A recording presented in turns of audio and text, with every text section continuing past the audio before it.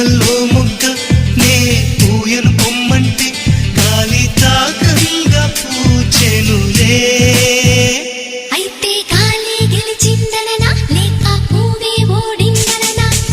రాళ్ళల్లో శిల్పం